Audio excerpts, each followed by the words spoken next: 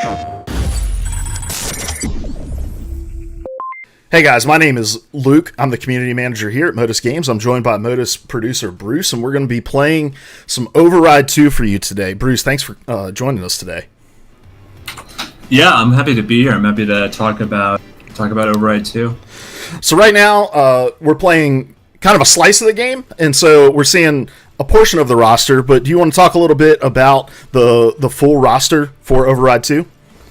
Yeah, definitely. So in Override 2 at launch, we're going to have 20 mechs. A lot of those mechs are returning mechs from the first game, and we also are adding a lot of new mechs too. And we just announced Ultramen a couple of weeks ago, and I'm happy to say that we're going to, at launch, have one Ultraman mech in addition to the 20 mechs in the base roster. Nice. And so each of the mechs that you see on the screen and that Bruce was mentioning are all going to have their own unique abilities. They all have their own unique personalities, and you're going to get to see a few of those as we're playing through today. You're also able to customize these mechs in various different ways. Bruce, you want to talk about some of the ways that people can do that? Yeah, definitely. So when you're playing through the game's career mode, you earn coins, and you can use those coins to unlock accessories to customize your mech. So you just go to the garage, and in the garage you can pick out custom hats, you can equip custom skins, and it's really great because you're able to make the mech your own.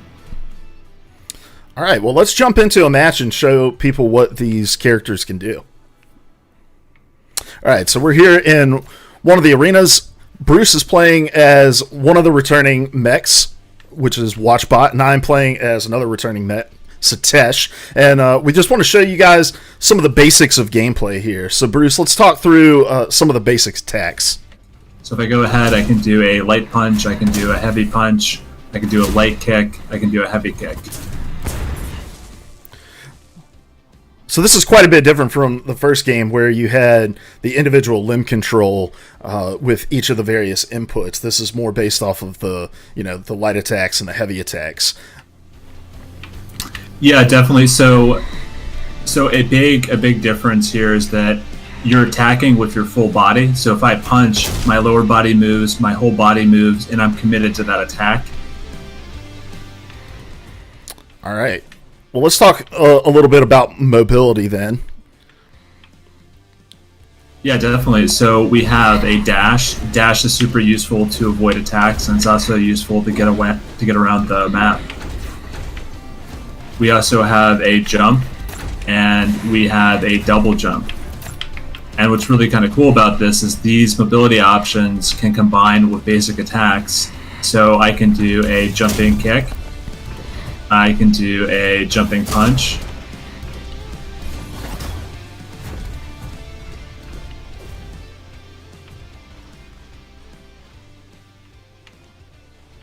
All right.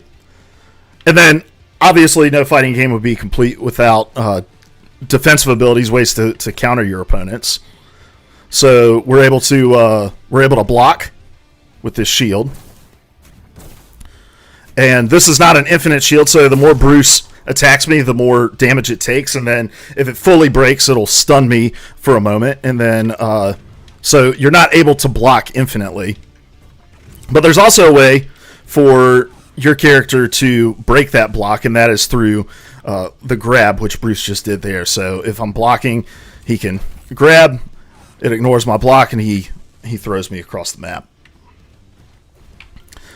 So with the new controls and the new fluidity to gameplay, another big thing in this is the ability to combo move. So why don't you show us a few of the cool combos that you can do with Watchbot? Yeah, definitely. So you can combine together your basic attacks to create a combo.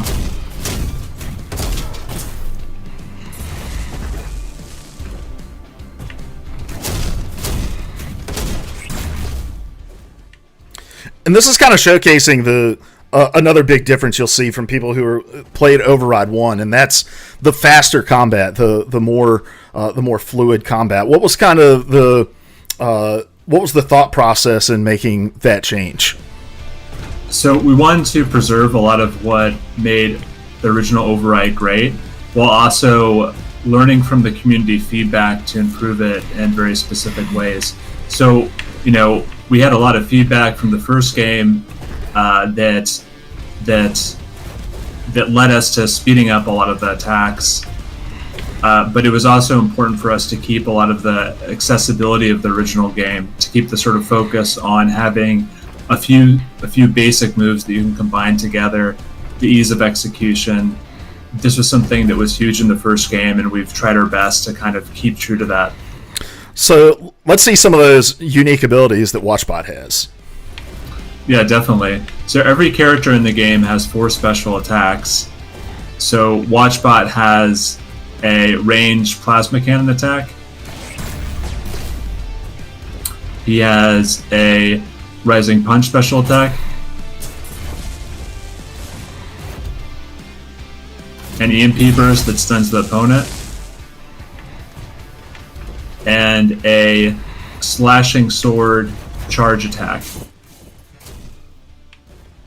And the controls for these unique abilities will translate to the different characters that you're playing as well. So I'm playing as Satesh. So I also have 4 unique abilities that are mapped to those same controls as WatchBots are. So even if I'm switching through characters, I know that I can easily pick this character up, and while their abilities are different, the controls still make sense to me. So for instance, Satesh has this grab attack.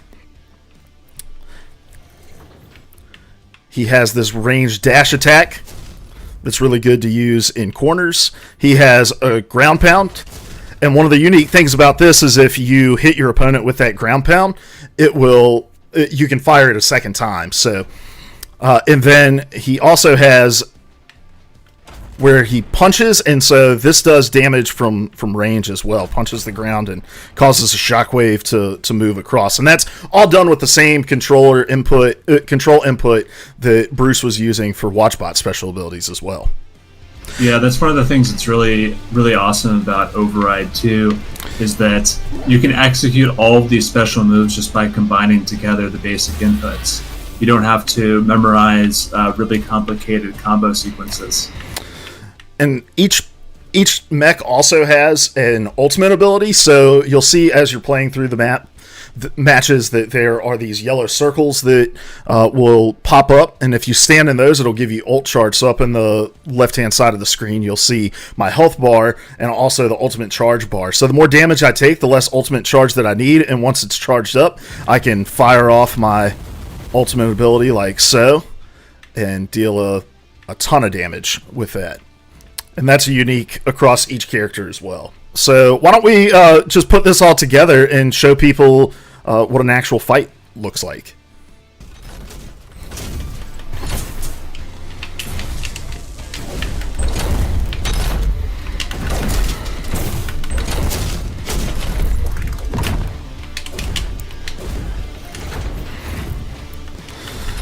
Yeah, one of the great things about Override's gameplay is just the accessibility in it. It's got very deep combat, and there's a lot of cool things that you can do as you learn the different abilities that your characters have.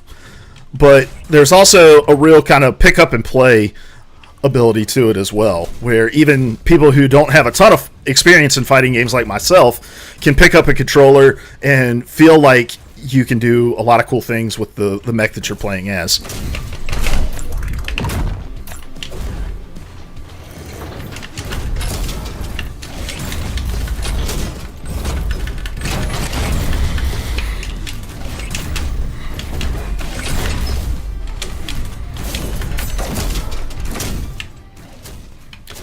And this is one of how many arenas are going to be in the final game, Bruce? There's going to be 8 unique arenas in the final game. So right now we're playing in Desert. Yes, yeah, we're playing in Desert. Which is a really good one for something like this where we're just trying to show off the gameplay. But as you'll see in the next match that we're going to play, there's a lot of really cool, unique personality to the arenas as well.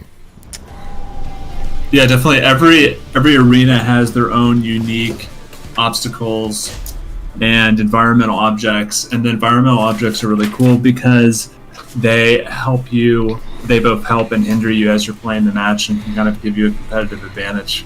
So you'll see as we're playing through some of these that you're able to throw objects in the environment and use them to sort of block enemy attacks. So you can see as we're playing through this that a lot of the objects in the environment are destructible, and you can pick up and throw a lot of the objects in the environment at your enemy. And in true fashion, they explode on impacts. Yeah, definitely. You also see that as we're playing the map, weapons spawn, so you can go ahead and grab those weapons and use them to beat on your enemy. So Sprinkles is a new bot, and she's got a lot of cool abilities. She has the ability to fire hard candies. She can fire out a giant bubblegum bubble, I guess, that will lock your opponent up and send them floating away. And you can, when they're not bouncing around all the trampolines on Casino, you can attack them while they're in the air. Yeah, it's a great ability for crowd control. And she's got this ability to throw out hard candies that will stun. And then she also has a dash attack. Yeah, so with Vintage, we have a charge tantrum attack.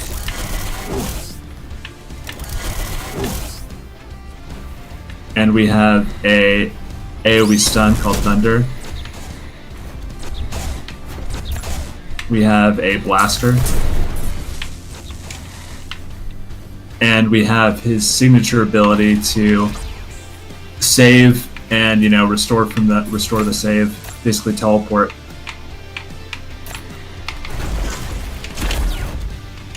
One of the real cool things about this teleport ability is that if Luke happens to sort of be standing on top of it when I teleport, it'll frag him a bit and he'll take damage.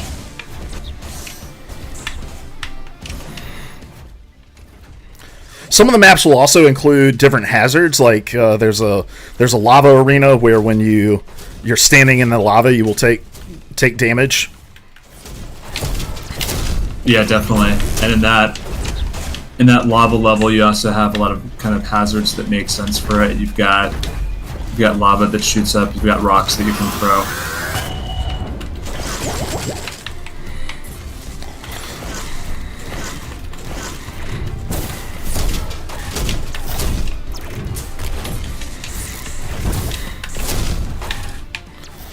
So when your character takes a certain amount of damage, and then they'll get knocked, but there's a way to cancel that down, correct?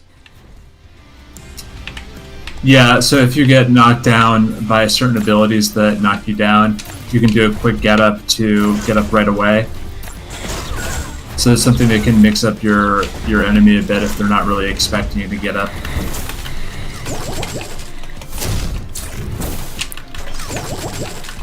So in addition to 1v1 matches like we've been playing through, there's a few different modes as well that are going to incorporate anywhere from 1 to 4 players. That's both that includes both local and online, correct?